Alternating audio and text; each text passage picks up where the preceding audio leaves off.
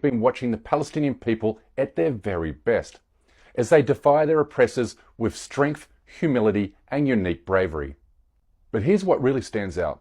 The religion of Islam is being universally praised for giving life and hope to the besieged Palestinian people, because the world now understands that any other people of any other religious faith would have surrendered or fled under the kind of death and destruction Israeli occupation forces have unleashed upon this predominantly Muslim population.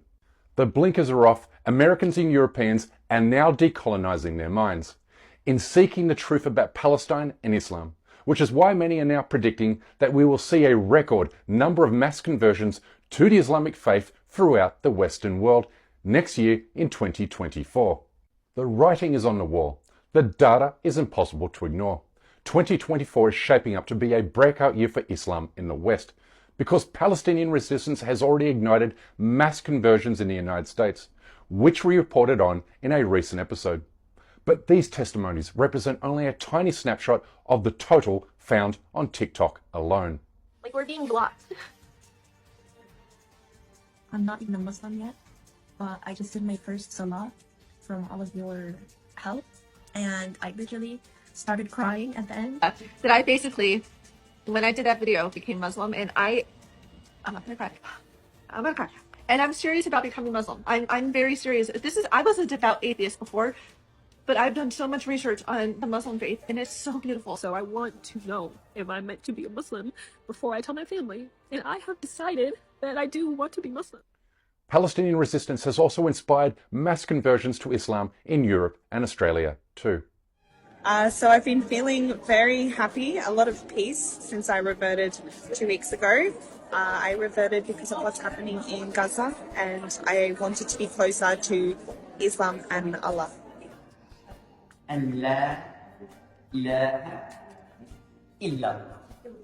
The strength and resilience of the Palestinian people, along with their deep faith in God, has not only awakened the collective moral conscience of the entire world, but also exposed every lie and negative stereotype said about Muslims in the Western media.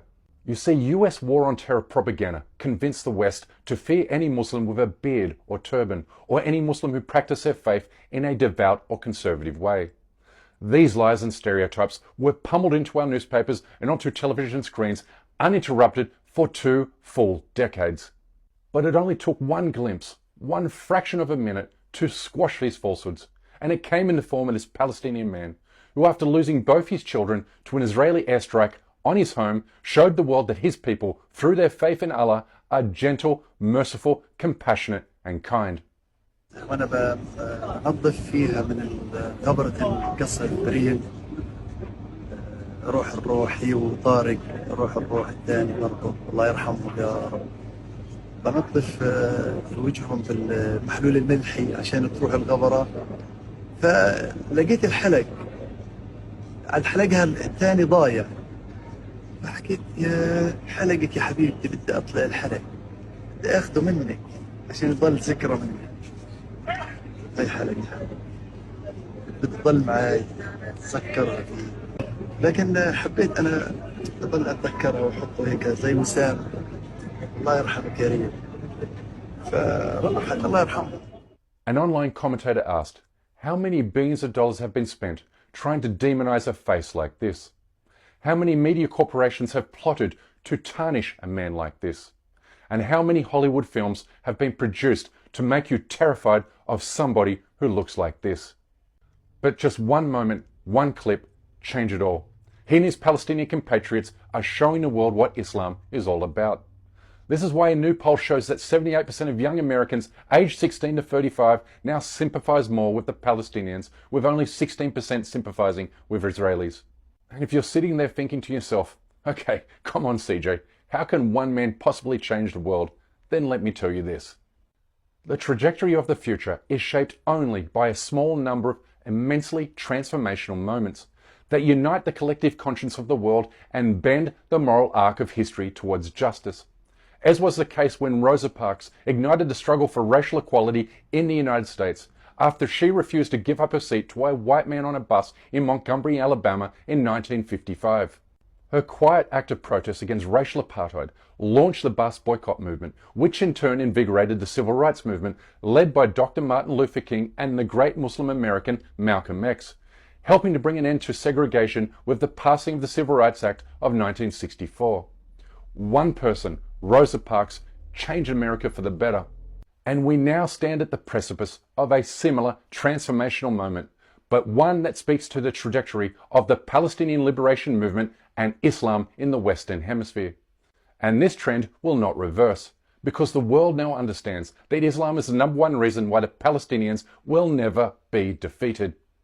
انت بدك تطلعنا من دارنا؟ فشي مش راح تطلعنا يعني هاي ارضنا وعرضنا ودارنا فيش تاخذها منا لو شو ما بدك تعمل شو ما بتجيب جرافات ماكينات شو ما تجيب جبات ربنا معانا ربنا حامينا ما دام ربنا معانا فيش إيش. It's simply impossible to defeat a people who are unafraid to die. But this brings me to an important point. Because whereas this deep religious belief became a source of propaganda against Islam in the post-9/11 era, with suicide bombers and the like, Americans and Europeans are now envious of the Islamic faith for the way it has bestowed courage, defiance, and eternal optimism upon the Palestinian people. So much faith and peace while their families are being murdered. United States, we need a lot more empathy and understanding of Muslims in the Arab world. To know what y'all put in Islam, okay? When Americans and Europeans now think of Islam and Palestine, they think of a proud, noble people who take enormous strength from their faith in the face of unimaginable terror and deprivation. They think about this man who lost his brother to an Israeli airstrike. مين استشهد لك؟ اخوي اللي استشهد يعني عادي جدا والله امر طبيعي وبرد ما علينا راح شهيد ويانا عند ربنا بس انا بدي اياك توجه هذا الفيديو للاعلام كله ولحكام العرب بالتخصيص. حسبنا الله ونعم الوكيل وكل حكام العرب اللي شايفين انه موقف ساكتين. انا اليوم فقدت اخوي يمكن افقد نفسي بكره يمكن افقد نفسي بعده مش عارف بس انا كل اللي بقوله انه اخوي راح شهيد والحمد لله وانا لله وانا اليه راجعون. When Israeli warplanes deliberately bomb hospitals in Gaza, killing hundreds of doctors, nurses and patients, Americans and Europeans now think about ambulance drivers who rescue the injured and dying, knowing they face almost certain death from an Israeli airstrike. شكله آخر فنجان عصير فنجان مش كاسات والله ما في كاسات بس عشان اموت وانا مرتاح عشان ما ترعش وانا بموت والله شكله آخر كاسة عصير نشربها في حياتنا. غزة تباد يا جماعة. اللي شفناه في الحرب هذه في الحرب العالمية الثانية ما حدا شافه. والله.